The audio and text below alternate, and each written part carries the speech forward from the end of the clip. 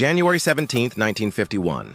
Snow fell like ash across the Korean mountains, cloaking the ridgelines in a white silence that buried tracks and muffled gunfire. Captain Luis Ortega sat in the cockpit of his F-80 Shooting Star, sweat beading beneath his helmet despite the freezing air. His target: provide close air support for U.S. ground forces, pinned down on Hill 66, better known among infantry as Frozen Tooth. The mission was straightforward: 2 passes, drop 500-pound ordnance, clear a path for the retreating platoon. He had done it dozens of times, but today something felt off. Radio chatter was jumpy, the coordinates given felt rushed, and cloud cover was moving in fast. Flying at low altitude, Ortega spotted the ridgeline: smoke columns, gunfire, tracer rounds, cutting across the hillside like fireflies gone mad. He radioed in. Visual on target, making first pass. He angled down, flaps steady, the mountains rising fast. The bombs released, impact. Flames erupted in the tree line. But then his plane shook violently. A sudden jolt. Warning lights blared. Anti-aircraft fire. 1 hit, low fuselage. Then a second, closer. He tried to climb, throttle up, but the engine sputtered. Oil pressure dropped. The controls froze. Mayday! Mayday! I'm hit! Going down north slope of 266. No shoot from my wingman. Repeat, no shoot. That was the last thing the radio heard. The plane slammed into a snowy hillside, breaking trees and metal in a shriek of impact. Ortega blacked out. When he awoke, his world was blue and white, sky and snow, splattered with red from his leg. The cockpit had broken open on impact. He dragged himself free, crawling away as the wreckage hissed and smoked behind him. One arm was dislocated. His ribs cracked. Blood soaked into his flight suit. No radio, no signal flares, no help. And worst of all, no one knew exactly where he had gone down. He tried to walk, but pain drove him to his knees. He began to crawl. For the first 2 days, Ortega moved inch by inch, dragging himself across frozen ground. He wrapped his arm in a scarf from his emergency kit and chewed on a frozen ration, bar for energy. His flight gloves tore open at the fingers. Each breath stabbed his lungs. But he didn't stop. Somewhere down that ridge were enemy patrols, and somewhere else, the lines of his own army. He had no map, no compass, only instinct. At night, he burrowed into snowbanks to survive the wind. Once he thought he heard boots crunching near the tree line.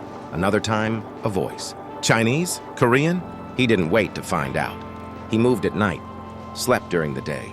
He thought of his brother back home in El Paso, of his mother's tamales, of the leather jacket she gave him before deployment. He wondered if they'd already gotten the telegram. On day 4, he passed out from fever. When he woke, it wasn't snow he saw, but firelight. He was inside a stone hut, low ceiling, straw roof, a pot steaming gently over a clay stove. An old Korean man sat nearby, watching him, expression unreadable. 2 children peeked around the doorframe. Ortega tried to sit up, but pain pulled him back down. The man lifted a hand not to stop him, but to reassure. No threat, just silence and fire. For 3 days, they cared for him. The old man, he never spoke English, but Ortega understood everything through gesture. They brought him broth, rewrapped his leg, rubbed something herbal into his shoulder. The girl even stitched his glove. There were no questions asked, no judgment, no name exchanged. On the 7th night, the man placed a folded cloth into Ortega's lap. Inside, a compass and a thin strip of paper with hand-drawn directions: south, valley, ridge, river. Then, in broken English, one word: go. Ortega didn't argue. The next morning, he slipped into the cold, limping south through snow and shadow. He never looked back. By the time Captain Luis Ortega reached the valley riverbed marked on the paper, his strength was nearly gone. Each step sent pain screaming through his side, his left leg barely able to bear weight. He had rationed what little broth he'd been given, chewed pine bark to fight hunger, and drank melted snow. The compass the old man gave him was cracked, but it still pointed south, and that was enough. He didn't know how many days had passed since he left the hut. He didn't care. His only mission now was to be found.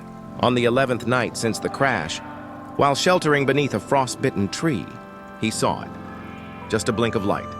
Across the horizon, faint, Flashing, Morse, his mind struggled to believe it.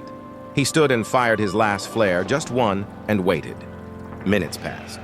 Then came the whir. Rotors! A dark shape appeared in the night sky. Low and slow, an H-5 helicopter, U.S. markings visible in the moonlight. It hovered, shifted, then dropped a flare of its own. Ortega stumbled out from the brush, waving both arms. Tears froze on his cheeks. He didn't remember collapsing, but he woke up in a heated med tent 2 hours later. IV in his arm, medics around him, and an officer leaning over him saying, "We thought you were gone, Captain." Welcome back.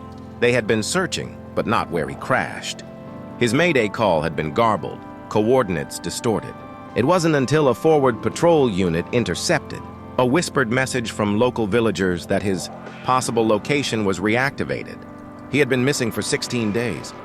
A postscript, the hero they never told about. Captain Luis Ortega was flown back to Seoul for recovery. The press never covered his return. No medals were awarded publicly. The war moved on, as wars always do. But among his unit, the story spread like fire of the pilot who survived the mountains, the cold, the silence, and the odds. The villagers who helped him were never identified. He carried only the compass they gave him and the hand-drawn map, both kept in a wooden box on his bookshelf for the rest of his life. He left the Air Force in 1956, but every year on January 17th, he lit a small fire behind his home in New Mexico and watched it in silence. Because not all heroes want to be remembered. Some just want to remember. Luis Ortega never returned to the sky. After his honorable discharge in 1956, he settled in the outskirts of Santa Fe, New Mexico, where the mountains were dry, the skies wide, and the nights silent. He rarely spoke of Korea, not to the VA officer, not to his neighbors, not even to the woman who would later become his wife. He told people he flew a bit, but the box of mementos in his study, sealed in cedar, held the truth: a cracked compass, a folded paper map with fading Korean symbols, and a flight glove still dark with dried blood. He took up carpentry, built his own workshop, fixed fences for the locals, and carved wooden eagles by hand. When people thanked him for his service, he nodded but didn't speak. He never went to parades, never wore his uniform again. It wasn't bitterness, it was reverence. Silence was his salute. At night, he often sat outside facing east.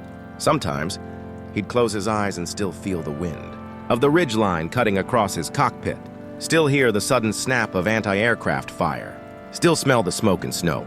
In his dreams, he often returned to that tiny hut with the old man and the silent firelight. He never saw their faces clearly, but he remembered the warmth. He was contacted twice by historians, once by a documentary crew. He declined both. "Those 16 days were mine," he wrote in a short letter. "They don't belong to war stories. They belong to memory." In 1998, after Luis passed away at age 74, his daughter found the wooden box while cleaning his study. Inside, beneath the compass, was a single note written in pencil on folded cloth. "The mountain gave me back, so I owe it silence." She donated his belongings to a small aviation museum in Albuquerque. His name never appeared in textbooks. There was no medal ceremony. But among those who served with him, he was more than a name. He was the man who walked home from the frozen end of the world.